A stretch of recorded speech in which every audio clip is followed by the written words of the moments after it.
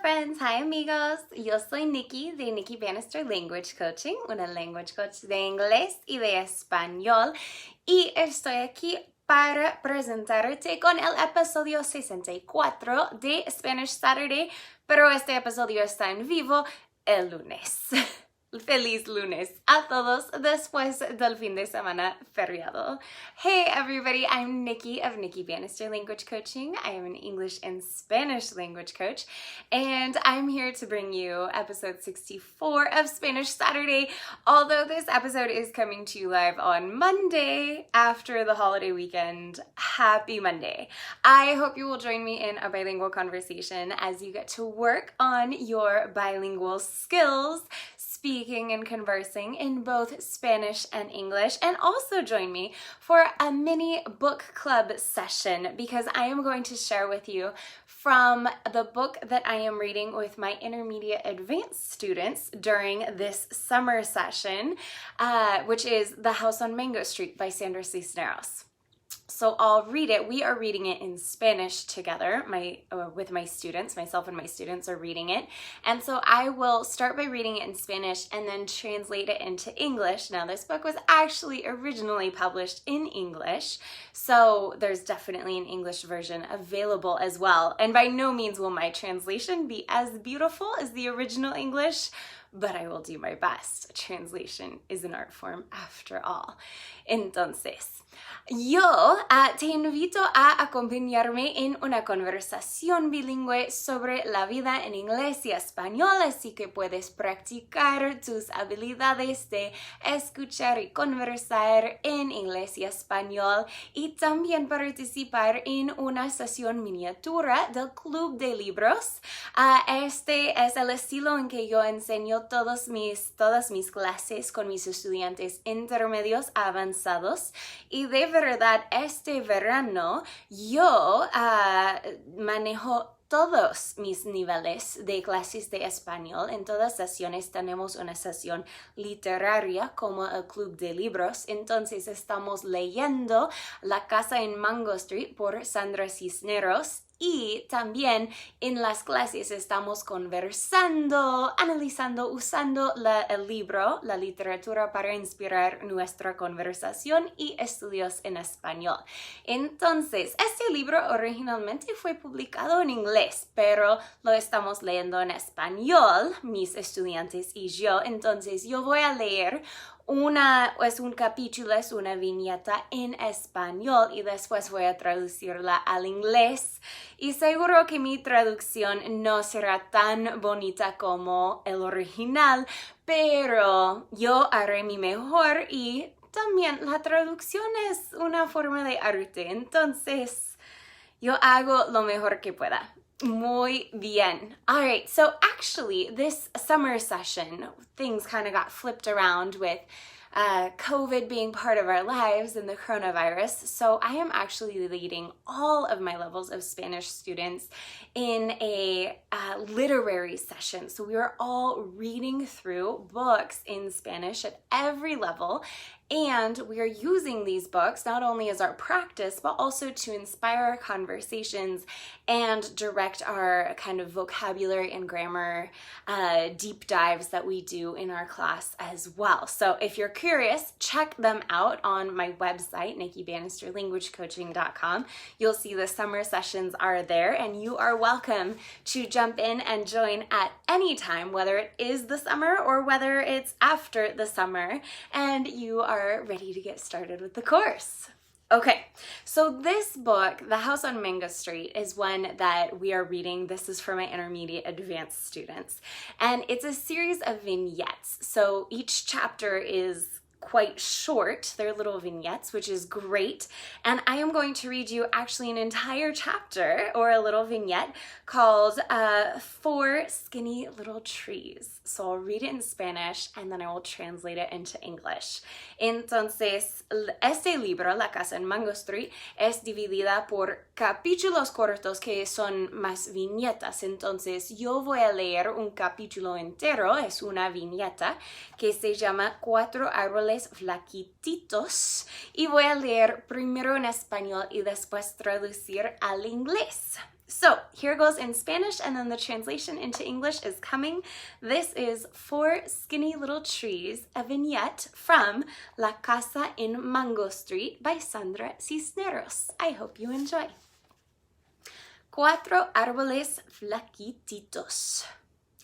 Son los únicos que me entienden. Soy la única que los entiende. Cuatro árboles flacos de flacos cuellos y codos puntiagudos como los míos. Cuatro que no pertenecen aquí, pero aquí están. Cuatro excusas harapientas plantadas por la ciudad. Desde nuestra recámara podemos oírlos, pero Nani se duerme y no aprecia estas cosas. Su fuerza es secreta. Lanzan feroces raíces bajo la tierra. Crecen hacia arriba y hacia abajo y se apoderan de la tierra entre los dedos peludos de sus pies y muerden el cielo con dientes violentos y jamás se detiene su furia. Así se mantienen. Si alguno olvidara su razón de ser, todos se marchitarían como tulipanes en un florero, cada uno con sus brazos alrededor del otro. Sigue, sigue, sigue, dicen los árboles cuando duermo. Ellos enseñan. Cuando estoy demasiado triste o demasiado flaca para seguir siguiendo. Cuando soy una cosita delgada contra tantos ladrillos es cuando miro los árboles. Cuando no hay nada más que ver en esta calle. Cuatro que crecieron a pesar del concreto. Cuatro que luchan y no se olvidan de luchar. Cuatro cuya única razón es ser y ser. Y mi apunte personal después de esta viñeta fue, wow. All right. Now in English, this is a translation, not the author's original English, of Four Skinny Little Trees, again coming from The House on Mango Street by Sandra Cisneros. Mi traducción. They're the only ones that get me, and I'm the only one that understands them. Four skinny trees with skinny necks and pointy elbows like mine. Four that don't belong here, but here they are. Four flimsy excuses planted by the city. From our bedroom, we can hear them, but Nani's sleeping and she doesn't appreciate these things. Their strength is the secret. They send fierce roots underneath the earth. They grow upward and downward, and they take over the earth between the hairy fingers of their feet or their hairy toes, and they bite the sky with violent teeth, and nothing can stop their fury. And that's how they go on. If one of them were to forget their reason for being, all of them would wither away like tulips in a vase, each one with its arms around the other. Keep going, keep going, keep going, say the trees as I sleep. They teach. When I'm too tired or too weak to keep on keeping on, when I am just a skinny little thing against so many bricks, that's when I look at the trees. When there's nothing else to see on this street. Four that grew in spite of the concrete. Four that fight and that don't forget to keep on fighting. Four whose only reason is to be and to be. And then my personal note that I wrote at the end of that chapter was, wow. All right, so that's a portion of what we read as part of my intermediate advanced Spanish class this week.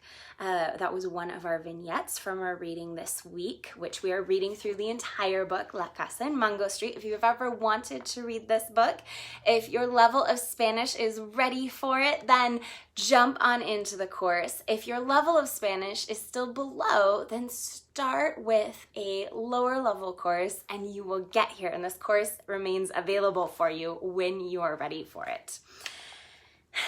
And I want to pose you a question, just like I do in each of my classes. With each of our reading, I always select certain key passages that we look at in a little bit more detail, and I explain the context and the story of. And since I've just read the entire chapter, the entire vignette, you've got the whole picture there for this, except it is important to know that the narrator who is talking is a 12-year-old girl who's growing up in Chicago, and she is coming of age physically and emotionally and mentally, and she tells the story of her life in these short little vignettes throughout the course of the book. And she tells her own observations, and she tells about how she sees the people and the world around her. And so this is her observation on the 4 trees that grow outside of her house, which is the house on Mango Street.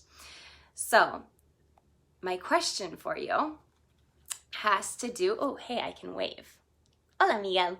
My question for you has to do with, similarly to how Esperanza, our narrator, looks at the 4 trees when she feels too small and too ineffective to keep on keeping on, to keep going herself. She looks to these 4 trees for inspiration. So my question for my students and my question for you after reading this vignette is, who or what or where do you look to for inspiration when you feel your own motivation and your own enthusiasm and your own strength start to flag?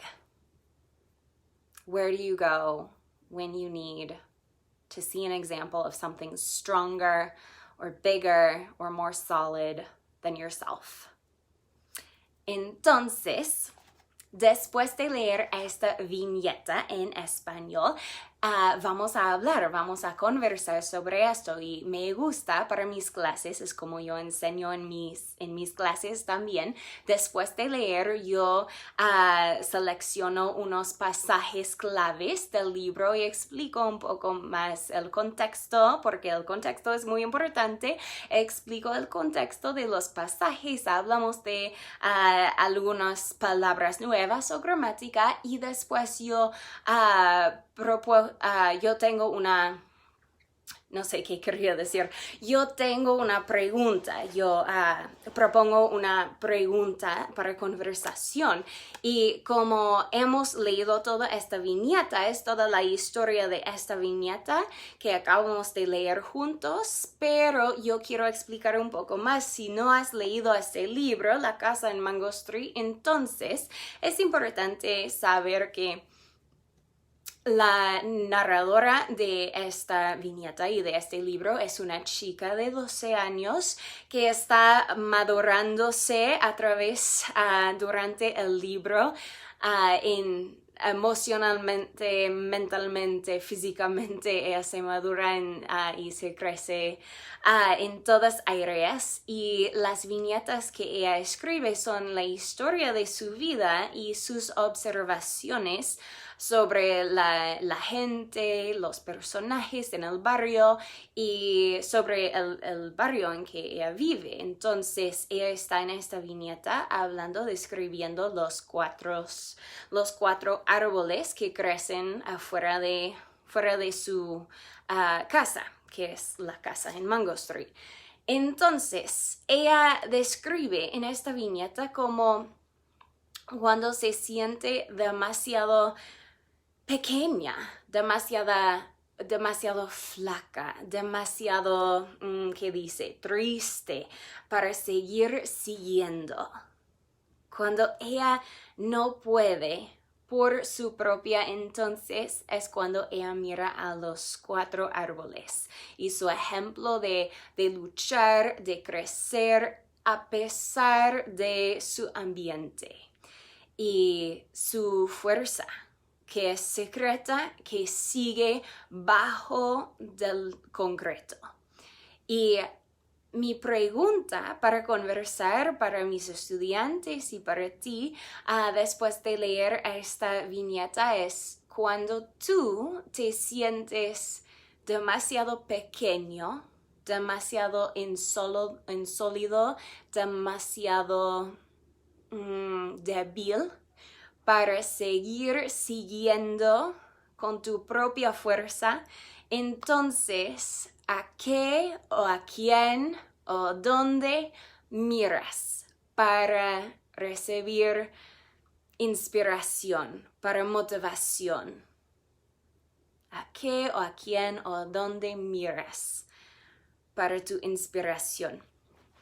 Para mí, mi primer pensamiento es: de este fin de semana era un fin de semana feriado, el 4 de julio y el Día de Independencia, y es una celebración, pero en este país, en los Estados Unidos, pero también este año ha sido una locura, ¿no? Y mucho ha pasado este año, pero especialmente estamos en la mitad de un... no es un crisis, no es un caos, es esto, pero también es un momento de crecimiento y de cambio con la conversación y los sistemas del racismo en este país. Entonces, este año fue muy diferente celebrar el 4 de julio para muchos, estoy seguro. Y para mí también hay emociones mezcladas sobre todo. Entonces, el día del 4 de julio yo fui de excursión con una amiga y fuimos a un parque que queda cerca de mi casa, alrededor de media hora. No es muy importante dónde queda, pero lo importante sobre este parque es que es uno de mis favoritos para caminar, para ir de excursión. Haces muy buen ejercicio, como lo expliqué a mi amiga, y como lo comprobamos el sábado también, pero puedes caminar hasta encima de una montaña que es uno de los montes más altos de la región. Entonces, la vista es increíble. Cuando terminas encima, la vista es increíble. Y estamos conversando, hablando cuando estamos así encima y nos decimos: ¿sabes que con todo lo que pasa en la vida y en el país ahora, esto es el escape, esto es el recordatorio que el mundo es más grande? Eso es como cambiamos de la perspectiva por estar en la naturaleza, pero también por darnos cuenta de lo grande y lo bonito que es el mundo y el ambiente alrededor, que todavía hay mucha belleza en el mundo y que podemos ver mucho más lejos de solo nuestro ambiente y las cosas alrededor, inmediatamente alrededor de nosotros, ¿no? Entonces, eso fue como me dio una golpe de inspiración nuevo por tomar la vista nueva y estar encima y no solo al dentro de la situación por un momento. So, going back to my question of when you are feeling too weak, too small, fragile even, to keep on keeping on in the moment, where or to whom or to what do you look for inspiration and motivation? And my experience with that this past weekend, what came to mind for me first when posing that question for my students and for you was my experience this weekend. And so on the 4th of July, Hola, Mercedes. On the 4th of July, or Independence Day, I went hiking with a friend, and we went to a park that's around half an hour from my house. Not so important where it is, but what is important about this park is that you can hike a trail all the way to the top of one of the highest mountains around in the area, and it's called Bald Mountain. And it's a killer hike. It's really good exercise. As I told my friend, who had never been there before, and then we proved to ourselves that it was indeed excellent exercise. Hi, Mercedes. And have you ever hiked Bald Mountain in Sugarloaf State Park? That's the one I'm talking about. So we hiked to the top, and since it's one of the tallest mountains around, you can see a 360-degree view. You can see everything from on top of this mountain, and it's beautiful. And once we got up there, we were talking, and we kind of turned to each other and we said, you know, like, there's been a lot of craziness going on in the world, and this particular 4th of July feels a little bit different, or a lot a bit different. It feels not just like a straight celebration of our country and who we are, but it's definitely kind of a mixed emotion celebration, as we're having this kind of growth moment in our culture and our society as we grapple with and continue the conversation around racism and systemic racism and our history as a country. And so all that kind of went into the day of the 4th of July and the celebration. And so my friend and I are up there on top of the mountain and looking all around, and we're saying, you know, this is exactly what we needed. Like, this is the reminder that the world is so much larger and so much more beautiful than we're always aware of, especially when we're in the midst of our circumstances and all we can see is that which is immediately around us. To be able to get a new perspective and kind of step out for a minute and step above our environment and look around and take it all in and really enjoy it was exactly the kind of shift that we needed, and that kind of renewal too of energy that Esperanza experiences in the vignette that we read from La Casa in Mango Street. So my answer would be that I look for a perspective shift, and specifically looking in nature and kind of getting out in nature and getting a bigger view of the world is one of the things that I do when I need a little bit of inspiration.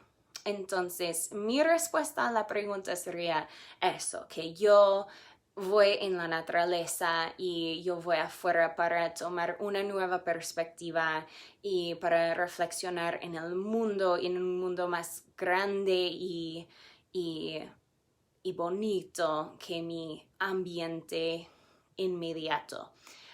Pero estoy curiosa. Y puedes decirme en los comentarios, puedes dejarme un comentario diciendo qué haces, a qué, a quién o a dónde miras cuando necesitas inspiración. So let me know your answer. You can leave me a comment to what, to whom, or where do you look when you need inspiration. Thank you so much for joining me in the conversation and also in the mini book club session today. Gracias por acompañarme en la conversación y también en esta sesión miniatura del Club de Libros. Nos vemos en el próximo episodio de Spanish Saturday. I'll see you in the next episode of Spanish Saturday. And if you'd like to continue the conversation, continue your language studies with me, then I will see you in a course. Check out on my website, Nikki Bannister Language Coaching.com. And I will see you soon. Nos vemos pronto. Adios.